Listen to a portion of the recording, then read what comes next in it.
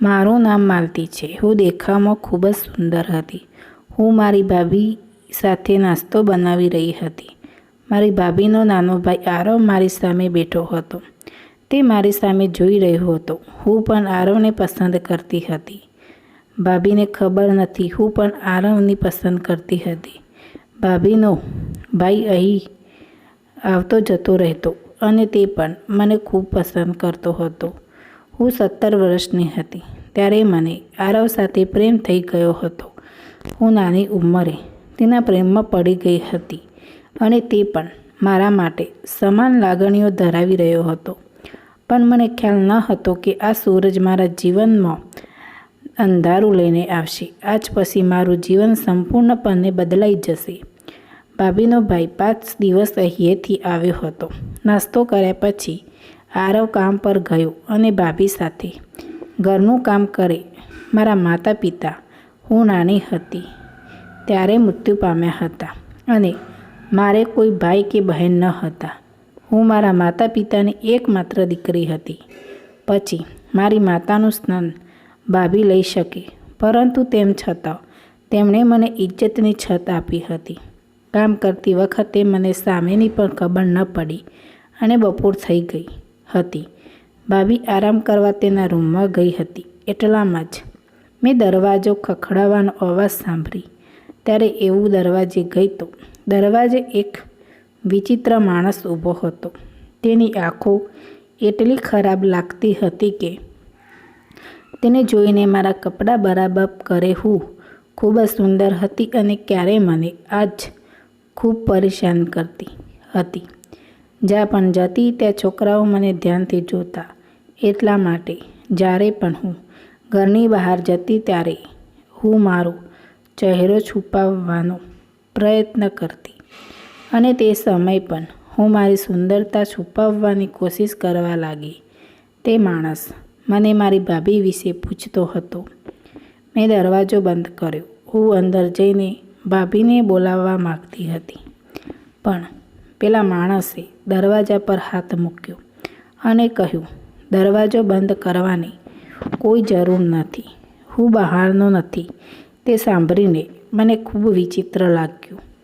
આ માણસ અહીં પહેલી વાર જોઈ રહી છું. તેને તે કહેતો કે મારા માટે હજાર નથી. મને દરવાજો ખુલ્લો છોડવો ખૂબ જ મુશ્કેલ લાગતું, પણ મારી મજબૂરી હતી. એટલે હું તરત જ અંદર દોડી ગઈ અને ભાભીને કહ્યું કે દરવાજે એક માણસ ઊભો છે. તેને દેખા વિશે સંભળાવતા જ ભાભીનો ચહેરાનો રંગ બદલાઈ ગયો. તે કહેવા લાગી, તારે બહાર આવવાની જરૂર નથી. તું રસોડામાં જઈને કામ પૂરું કરે.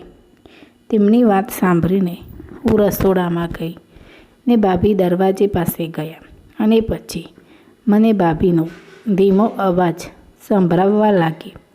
હું સમજી શકતી ન હતી કે તે શેના વિશે વાત કરી રહી છે, પરંતુ ત્યાં ચોક્કસ મને કંઈક દાળમાં કાળું જરૂરત છે ખૂબ જ શાંતિથી કહેવામાં આવી રહ્યો હતો. હું વિચારતી હતી કે ભાભી શું વાત કરે છે અને આ માણસ કોણ છે જે ભાભી સાથે વાત કરવા અહીં આવ્યો હતો. થોડીવાર પછી ભાભી મારી પાસે આવે અને કહેવા લાગ્યા, માણસ વિશે તારા ભાઈને કે મારા ભાઈને આરવને કંઈક કહેવું જરૂર નથી. ભાભીની વાત સાંભળીને નવાઈ લાગી. રોજ સવારે ભાઈ વહેલી સવારે બીજા શહેરમાં નોકરી જતા રહેતા અને રાત્રે જ પાછા આવતા, પરંતુ તે દિવસથી ઘણી વખત ભાભીને ફોન કરતા, તેની સાથે વાત કરતા અને મારી ખબર પણ પૂછતા. મારા ભાઈનું પોતાનું કોઈ સંતાન ન હતું. તે મારા ભાઈ મારી સાથે તેમની પોતાની પુત્રીની જેમ વર્તન કરતા હતા. ભાઈ મારી કોઈ કાળજી રાખતી હતી. ભાઈએ મને કડાયાથી સમજાવ્યું હતું કે મારે કશું કહેવું નહીં, પણ મારા દિલમાં આ વિચાર આવ્યો હતો, આ માણસ કોણ છે જેના વિશે ભાભી બધાથી છુપાવવા માગતી હતી અને તે એક બદમાશ જેવો લાગતો હતો. પણ મારી ભાભીને તેની સાથે શું સંબંધ હતો? હમણાં માટે ભાભીની વાત સાંભળીને મેં મારી જાતને નિયંત્રિત કરી. તેમજ ભાઈને કશું કહ્યું નહીં. મેં વિચાર્યું હતું કે આજે નહીં તો કાલે બધાને આ વિશે ખબર પડશે, કારણ કે હું માનતી હતી કે કોઈ પણ વસ્તુ લાંબા સમય સુધી છૂટી રહેતી હતી. આજે રાત્રે આરવને મારા રૂમમાં આવીને કહ્યું કે જલ્દી હું મારી બહેનને તારા અને મારે સંબંધો વિશે વાત કરીશું. હું ઈચ્છું છું કે આપણને જલ્દી લગ્ન કરી લે. તેની વાત સાંભળીને મને ખૂબ આનંદ થયો, કારણ કે હું 18 વર્ષની થઈ ગઈ હતી અને આરવ પણ 23 વર્ષનો હતો અને તેને કાયમી નોકરી પણ મળી હતી. તે માત્ર આમ તેમ કરી થોડા પૈસા કમાતો હતો.